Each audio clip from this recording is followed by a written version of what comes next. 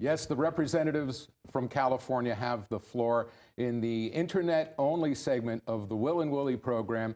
And I'm Paul Wells here with... I'm Will Durst. And I'm Willie Brown. Yes. And this is no holds barred, no language too blue, no topic out of bounds. And also, you know, we're going to present something that we talked about on TV 20, and that is the elephant in the room. Which is? Me?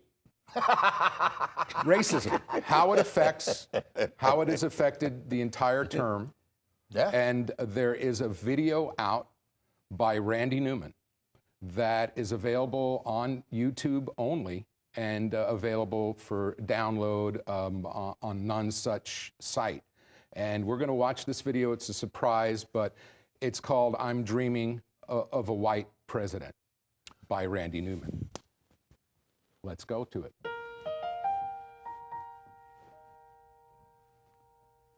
George Washington was a white man. Adams and Jefferson, too. Abe Lincoln was a white man, probably. William McKinley, the whitest of them all, shot down by an immigrant in Buffalo, and a star fell out of heaven. I'm dreaming of a white president, just like the ones we've always had. A real live white man who knows the score, how to handle money or start a war. Wouldn't even have to tell me what we were fighting for. He'd be the right man if he were everybody. I'm dreaming of a white president, someone who we can understand. There you go again. Someone who knows where we're coming from, and that the law of the jungle's not the law of this land. Deepest, darkest Africa, 1903. Little boy says, "Daddy, I just discovered relativity. Big eclipse is coming, and I'll prove it. Wait and see." You better eclipse yourself out of here, son. Find yourself a tree. There's a lion in the front yard, and he knows he won't catch me. Well, how many little Albert Einsteins cut down while in their prime? How many little Ronald Reagans gobbled up before their time? I don't believe in evolution, but it does occur to me. What if little William Howard Taft had to face a lion, or God forbid, climb a tree? Where would this country be? Where would we be? I'm dreaming. Boom.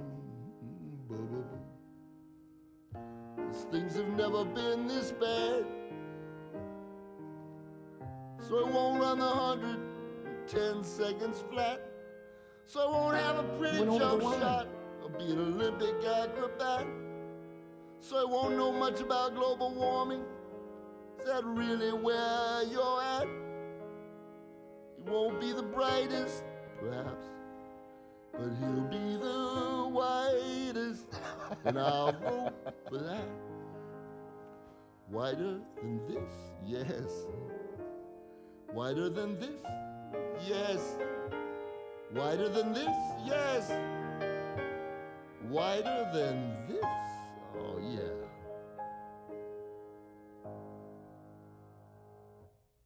Randy Newman. Mm-hmm. For those who don't speak satire, that was satire. And Randy Newman has been known to lay it down incorrect, politically speaking, more than once. And so perhaps that was a little incorrect, but it is the elephant in the room, I think. You sure that was Randy? And has been for 3.5 years. Yes. Has been. Mm-hmm. Well, on the date of the swearing in, the story goes that a collection of Republicans actually met in Washington, D.C. as the president was being sworn in, and they were planning his being sworn out. And I got to tell you that I got to believe that it all started with a race, and it's going to end with a race. I don't think Obama's election has changed the nature of how this country perceives people of color, period. No matter how well qualified, you can't get rid of what is almost in the DNA of America, and that's racism. Not in 2 generations. It's going to take a couple more. But that's what the whole Tea Party thing is about, you know? The Tea Party, we're taking our country back from the black on. They didn't care one whit about deficits during Bush. Bush instigated 2 wars while cutting taxes, which has never been done in the history of civilization, and now we know why. And we want our country back. No, we know what you want back. You want your lunch counters back. You want your water fountains back. You want the fronts of your buses back. You want the 50s back. You want Leave It to Beaver back. Ain't gonna happen, angry old white dudes. Barbara Billingsley is dead, man.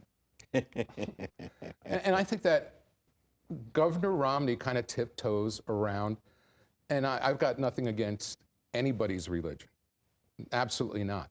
But even in the debate, he didn't say what his position was in the Mormon church, which was bishop. He was not a minister or a preacher or anything that he labeled, but he's pandering to the right-wing religious people that have occupied a political conservative point of view. But a lot of ecumenicals think that Mormonism is a cult. So he's just talking about faith. That's why he's downplaying the Mormonism. Well, you know, in this country, though, in every election, there is a hidden 3 to 5% against any African American, period. Whether he's Obama or whether he's Jesse Jackson, it doesn't matter. It's still 3 to 5%. It could be Herman Cain. It doesn't matter. Yeah. It's still 3 to 5%. And it's all hidden. The pollsters can't get it out of anybody. You can't find anybody who has voted against Obama. The Tom Bradley effect, they call it. Tom Bradley effect, exactly that. Former mayor ran for governor. Yeah, there is just no It was no ahead way. in the polls the day before the election and lost by, what, 7 points to Duke Majan? Mm-hmm. And that's just the way it is. And so the Obama administration and the Obama campaign has got to prepare for that. And the way you prepare for it is the way they did unconsciously in 2008. They created a level of, or there was created, a level of pride and belief and celebrity. And it is just incredible the adulation that went to Obama without anybody requesting it of him and without him having to do anything for it. In that process, however, he didn't ever acknowledge it in 4 years, almost now. He has not yet acknowledged that there was something magical for black folk about his election. He doesn't speak about it. He doesn't, in any manner, play it up. When that little black kid was quoted as saying that he really was excited to see somebody that looked like him holding the job of president, it made him believe he too could be president. That hasn't happened in this administration, and it's unfortunate because So if now he what is we to be need offset, is another 42 black presidents in a row, and then we equal it out. 43 white presidents, 43 black presidents. and by the way, in that regard, we throw in a couple of women. Yeah, and then we need 84 women. You know what I wanted to see? I wanted to see, and you brought this up, Herman Cain, you know, a little part of me. And the reason Herman Cain did great was because he got to be authentic because he wasn't really running for president. He was auditioning for Roger Ailes. He wants his own show on Fox, raising his national profile, probably get it. So he got to say stuff, you know, the Koch brothers are my brothers from another mother. And he got to say stuff. He said that, those exact words. And a little part of me wanted him to win, just to imagine these dyed-in-the-wool racists go into the polls on November 6th in rural precincts in northeast Mississippi, and having to choose between two black men. Their little heads would pop but off. that happened. That actually happened in the primary in Illinois. Right. Obama ended up winning the primary. Against Alan Keyes. No, that was the general. In the primary, he won against 3 white guys and got the nomination. Wasn't supposed to, because they all went in the toilet. On the Republican side, the guy who won, Jack his Ryan. wife, Right. his wife announced that he kind of sold her, kind of hookered her out to sex that is club correct. parties, And so they had to look around for somebody to run. They couldn't find anybody to run. They got Alan Keyes from Maryland to come. Who refused to move to Illinois. Absolutely. Whom I said, by the way, one of the things I'm really proud of, I recommended a debate between the two of them. This is the elephant Home in and the home. One in Illinois and one in Maryland. Home and home. While we're talking about it and, on the subject of racism, and people look at the Supreme Court, I don't know how many people know what the Dred Scott decision was. But before the Civil War, it sanctified slavery. And I think the Citizens United decision is going to be seen in the future in the same light, as a wrong decision by a Supreme Court that will be rectified afterwards. But hopefully it won't be a civil war that will be required. No, but people will have to be able to say, a corporation is not a person. Unless it eats, sleeps, shits, breathes, pees, it's not a person.